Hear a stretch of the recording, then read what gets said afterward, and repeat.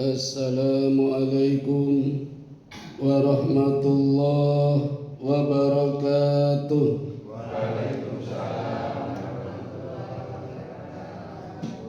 Alhamdulillahilladzi hadana lihadza wa ma kunna linahtadiya laula an hadanallah.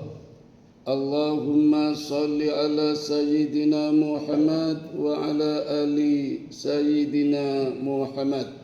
Ashhadu an la ilaha illallah wahdahu la syarika lah wa ashhadu anna Muhammadan abduhu wa rasuluhu la nabiyya ba'dah. Bapak Ibu, saudara-saudara dan adik-adik jamaah salat Isya wa tarawih wal witri Masjid Miftahus Salam yang diselamatkan Allah, malam ini izinkan saya melanjutkan materi tadi pagi saat kuliah subuh tentang 3 pendeta Yahudi yang menghadap Amirul Mukminin Khalifah Umar bin Khattab. Dan tadi pagi saya baru menyampaikan 1 pendeta yang bernama siapa Bapak Ibu? Lalengge Sapronus. Nama aslinya Patrick Yerusalem, dari Palestina yang sekarang digempur Gaza Israel, tapi dibalas oleh Iran dibantu 1000 tentara Cina, kemudian Israel dibantu 2000 tentara Ukraina. Jedek semenang pundi. Malam ini saya tambahkan 1 pendeta yang kedua, yaitu pendeta bernama Ka'ab al-Ahyar. Sinten Bapak Ibu? Ka'ab al-Ahyar, ya, bukan Ka'ab bin Malik, nanti beda lagi ceritanya. Kata pendeta ini kepada Ali, "Ya Ali, temanku bisa jadi mudah saja begitu masuk Islam. Tapi jangan harap saya akan masuk Islam. Jawab dulu pertanyaan-pertanyaan saya. Kalau tidak bisa, maka Islam bukanlah ajaran yang benar dan Muhammad bukanlah seorang rasul. Tapi kalau benar jawabanmu, saya akan masuk Islam." Apa pertanyaan-pertanyaannya? Pertama, "Ya Ali, apa yang dikatakan oleh burung pipit dan apa yang dikatakan oleh cicak dalam tragedi pembakaran Nabi Ibrahim?" Yang kedua, apa yang dikatakan oleh kuda setiap kali kuda meringkik? Yang ketiga, apa yang dikatakan kodok setiap usai hujan? Yang keempat, apa yang dikatakan kucing ketika hendak kawin? Dan apa yang dikatakan tawon ketika berkerumun? 5 pertanyaan Bapak Ibu. Yang pendeta pertama juga 5. Bisa diulangi Bapak Ibu? Yang pertama, kata pendeta tadi, dan Ali langsung menjawab, dalam tragedi pembakaran Nabi Ibrahim, burung pipit meneteskan 2 air. Cicak menghinanya, "Wahai burung pipit, apa artinya 2 tetes air untuk menyiram, mematikan api yang berkobar-kobar setinggi 50 meter selama 3 hari Ibrahim dibakar?" Apa kata burung pipit? "Wahai cicak, memang tidak ada pengaruhnya 2 tetes air. Tetapi aku lakukan biar besok ketika di sidang pengadilan Qadhi Rabbul Jali dan Allah bertanya, apa yang kamu lakukan?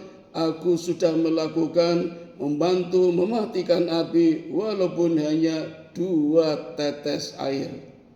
Maknanya apa Bapak Ibu? Allah akan selalu menilai kebaikan kita walaupun sebesar biji darah. Apa yang kita lakukan asal kebaikan Allah pasti balas. Jadi Bapak Ibu, rajinlah ke masjid, rajinlah mengaji, walaupun sambil ngantuk-ngantuk, ledean, ora dong, itu sudah dinilai Allah seperti burung pipit yang mungkin nggak ada pengaruhnya. 2 tetes air bisa mematikan api, tidak mungkin. Beda dengan cicak yang hanya menghina, bahkan cicak berusaha meniup-niup agar apinya semakin besar. Maka dalam peristiwa ini Nabi kita Muhammad sallallahu alaihi wasallam memberikan sunnah kepada kita untuk membunuh cicak, walaupun mungkin cicaknya berbeda, tetapi harus dengan cara yang baik. Langsung mati, plak, langsung mati. Orang utolanan, dik, buntutnya ditukul, ya ketek-ketek, guyonan, naik kayak kucing, naik kayak ayam, ya. Langsung mati, ya ini ada cicak. Mangke mawon aja saiki, mangke ora sida traweh. Itu sunnah dari Nabi kita untuk membunuh cicak yang secara medis mengandung bakteri coli. Sama dengan kotoran kita itu mengandung bakteri coli yang dengan jari jemarinya cicak merambat dan merangkak di setiap makanan pasti meninggalkan bakteri. Maka disunahkan membunuh dengan cara yang baik. Itu jawaban Ali atas pertanyaan pertama. Yang kedua, apa yang dikatakan oleh kuda setiap kali merengke? Bapak Ibu, kuda itu makhluk binatang yang selalu ingat kepada Allah, dari mana berasal dan akan kemana kembali. Tetapi manusia yang kadang hafal ayatnya, ingatnya biasanya pas kalau ada seripah baru ingat. Itu pun kalau diumumkan di masjid, kadang bacaannya salah. Saya masih mendengar di masjid-masjid pas mengumumkan seripah, bacaannya masih salah. Inna lillahi wa inna ilaihi. Saya masih ada yang mendengar lillahi, artinya beda. Jadi yang benar inna lillahi wa inna ilaihi. Sesungguhnya kami berasal dari Allah dan akan kembali kepada Allah. Ironisnya kita sering lupa, ingatnya pas ada seripah. Kuda mengajarkan kepada kita setiap saat mau berangkat merengke, berhenti bepergian merengke, mau makan merengke. Cuma pendengaran kita nggak tajam, padahal kuda mengatakan inna lillahi, inna lillahi. Persis Bu. Ya orang suaranya serak-serak ya. Nah orang serak bisa persis. Yang ketiga, apa yang diucapkan kodok setiap usai hujan? Wah udan nggih? Mboten kodok mboten teng mriki. Wis kota nggih. Nek teng desa-desa tesi kathah. Itu langsung bersyukur Bapak Ibu. Manusia sering lalai padahal hafal ayatnya. Ayatnya surat Ibrahim ayat 7. Kodok begitu hujan selesai langsung bersyukur kepada Allah. Apa yang dia katakan? La in syakartum wa la in kafartum. La in syakartum wa la in kafartum. Cuma pendengaran kita nggak tajam, dengarnya bul. Kodho sing rada bodho niki. Ora duwe ijazah. Ijazahnya palsu. Itu ayat yang dibacakan oleh kodho. 3 nggih. Yang keempat, kucing setiap mau kawin pasti menyebut asma Allah. Luar biasa Bapak Ibu.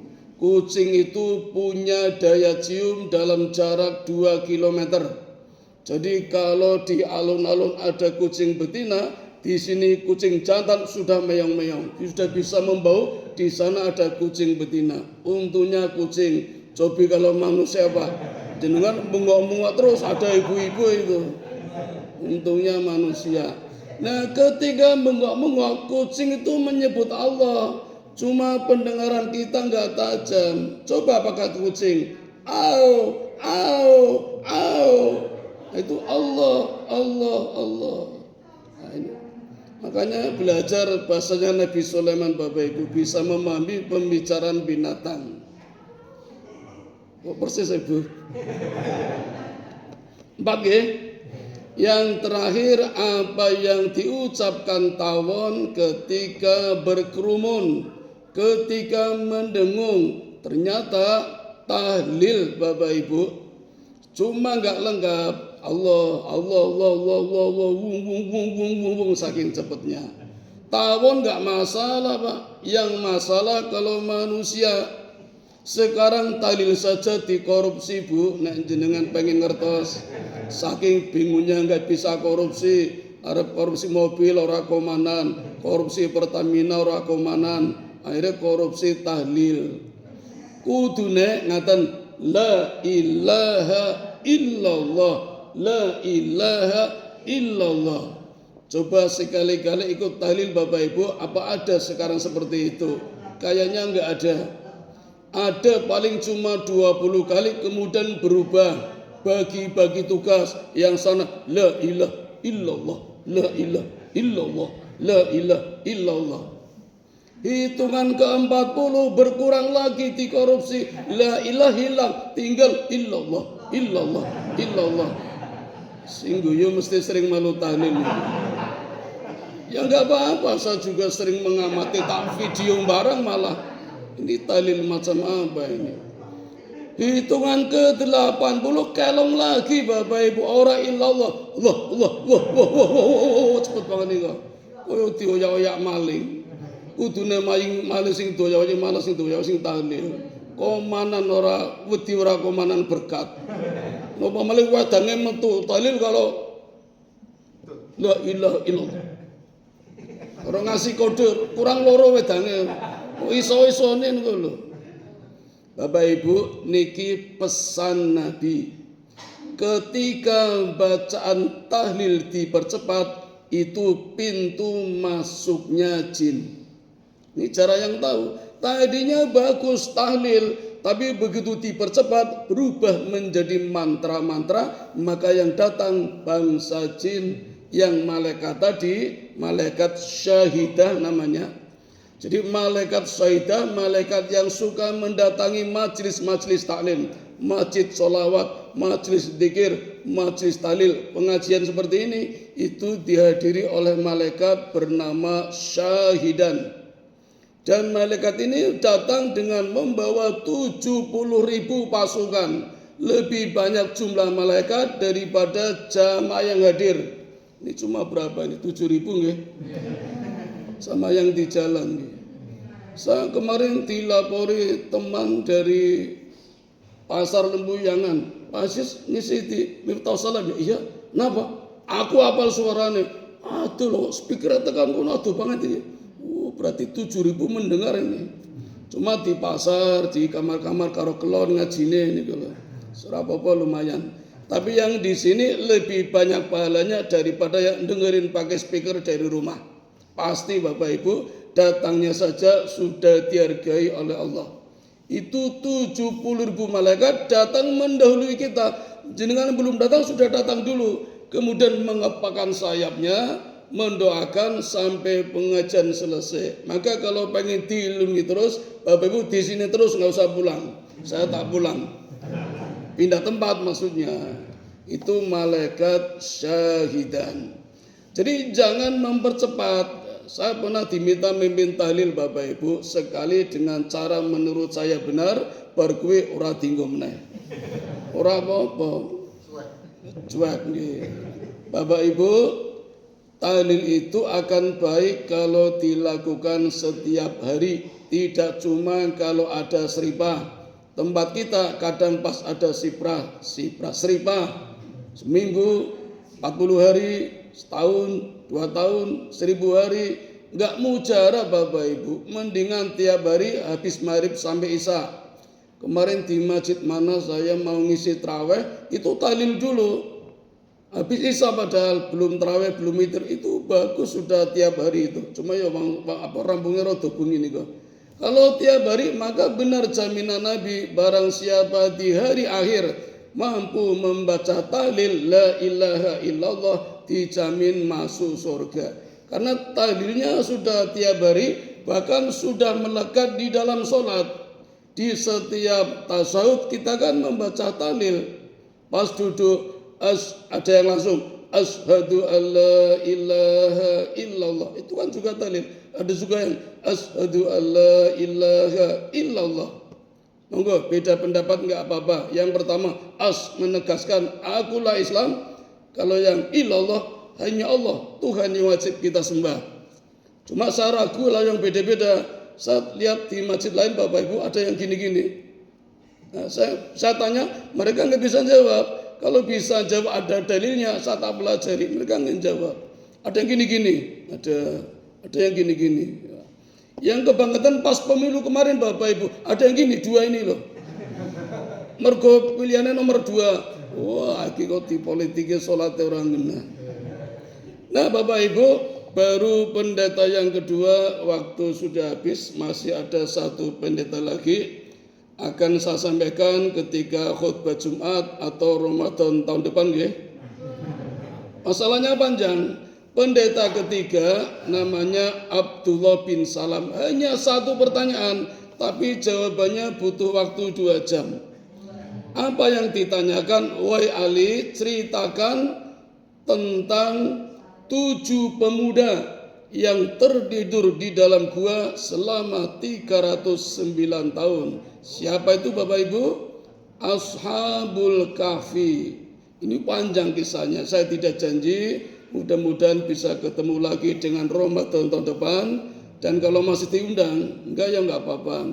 Dengan belajar sendiri, di Quran ada surat Al-Kahfi. Nabi pesan kepada kita hafalkan 10 ayat pertama atau 10 ayat terakhir, itu bisa mengalahkan Dajjal. Nah, ini ceritanya panjang. Maka saya tutup di sini dulu. Pendeta yang kedua akhirnya juga masuk Islam berkat jawaban Ali yang cerdas. Nabi ngendiko, kalau aku, kata Nabi, kotanya ilmu, Ali adalah pintu gerbangnya ilmu. Tidak ada pertanyaan yang tidak bisa dijawab oleh Sayyidina Ali, menantunya Nabi, anaknya Abi Thalib. Demikian Bapak Ibu yang dapat kami sampaikan. Ini pengajian terakhir saya. Bila banyak kesalahan dan besok Idul Fitri tidak ketemu, izinkan malam ini saya mengucapkan taqabbalallahu minna wa minkum wa taqabbal ya karim minal aidin wal faizin wal maqbulin wa kullu amin. Angkatan Bapak Ibu, mari kita tutup dengan doa kifaratul majlis. Subhanakallahumma wa bihamdika asyhadu an la ilaha illa anta astaghfiruka wa atubu ilaik.